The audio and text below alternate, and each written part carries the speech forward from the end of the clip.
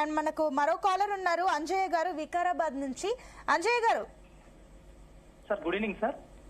Good evening Anjai గారు, చెప్పండి sir మొదటగా భరత్ సార్ గారికి చాలా ధన్యవాదాలు సార్. మేము చాలా రుణపడి ఉంటాం సార్ ఉద్యోగుల తరఫున. No it's our duty. మాకు రుణం అనేది ఏం కాదు. 4th ఎస్టేట్ గా మా డ్యూటీ అందరి సమస్యలు తీసుకురావడం. భరత్ గారు పెద్ద అయింది కూడా మన భరత్ గారు ఫాదర్ మన ఎంప్లాయీ. లేదు ఇప్పుడు ఎంప్లాయీ కాదండి, పెన్షనర్. ఇప్పుడు ఎంప్లాయీ కాదు, పెన్షనర్.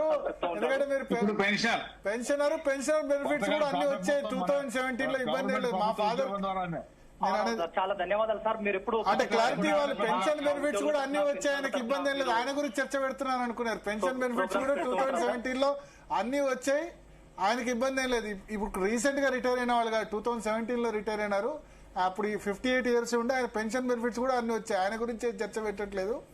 బట్ అయినా ఉద్యోగుల సమస్యలు, నేను ఆ కుటుంబంలో పుట్టి ఆయన బతకలేక బడిపంతులు అనేవాళ్ళు కాబట్టి తెలుసు, కాబట్టి కొంత అవగాహన ఉంది కాబట్టి పెడుతున్నారు చర్చలు. ఎస్ సార్, మాది ఒక చిన్న సమస్య సార్, ఒక చిన్న క్వశ్చన్ సార్ మాది. మేము ఒక సిపిఎస్ ఎంప్లాయీ సార్. మేము ఓకే, మా సిపిఎస్ విధానంలో, సిపిఎస్ రద్దు విధానంలో ఒక స్పష్టమైన మార్గదర్శకాలు ఏమైనా ప్రభుత్వం చెప్తుందా?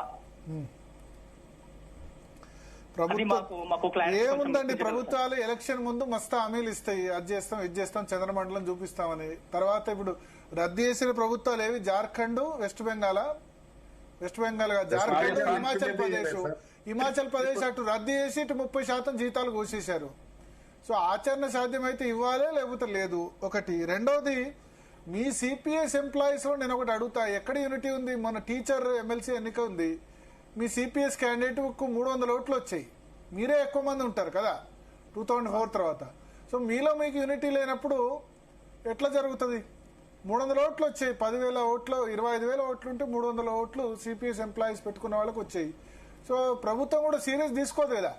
మీలో బలం ఉందంటే ప్రభుత్వాలు సీరియస్ తీసుకుంటాయి, లేకపోతే ఏముంది అని అనుకుంటారు. ఎస్ చెప్పాలి, సిపిఎస్ గురించి దామోదర్ రెడ్డి గారు చెప్పాలి. ఎస్ సార్, వాస్తవానికి ప్రభుత్వము మేనిఫెస్టోలో పెట్టింది, హామీ ఇచ్చి అధికారంలోకి వచ్చింది కాబట్టి సిపిఎస్ రద్దు చేయాల్సిన బాధ్యత అయితే ప్రభుత్వం పైన ఉన్నది. కాకుంటే గౌరవ ముఖ్యమంత్రి గారు కావచ్చు, డిప్యూటీ సీఎం గారు కావచ్చు, మాట్లాడిన సందర్భంలో కొంత సమయం తీసుకుంటాం. తప్పకుండా సిపిఎస్ ను మేము అధ్యయనం చేసి రద్దు చేసే ప్రయత్నం చేస్తాం. కొంత టైం తీసుకుంటామన్నారు. దానికన్నా ముందు ఈ 1/9/2004ది చేస్తామనే ప్రపోజల్ వచ్చింది కాబట్టి ఇది కాని అనే ఆలోచనలో మేము కూడా ఉన్నాం. తప్పకుండా దానిపైన గతంలో ఉద్యమాలు జరిగినాయి. ఇప్పుడు జేఏసీ కూడా దానికి ఏం వ్యతిరేకం కాదు. ఏ ఉద్యోగ ఉపాధ్యాయ సంఘాలు కూడా సిపిఎస్ వ్యతిరేకం కాదు, కానీ మీరు ప్రభుత్వం మీద ఒత్తిడి తీసుకురావాల్సిన బాధ్యత మీది. ఎందుకంటే వాళ్ళ రిప్రజెంటేషన్ లేదు. ఇప్పుడు మనకు ప్రధానంగా ఏమైతుంది సార్, వాస్తవానికి పిఆర్సీ కమిషన్ వేసి 30 నెలలు అవుతుంది సార్.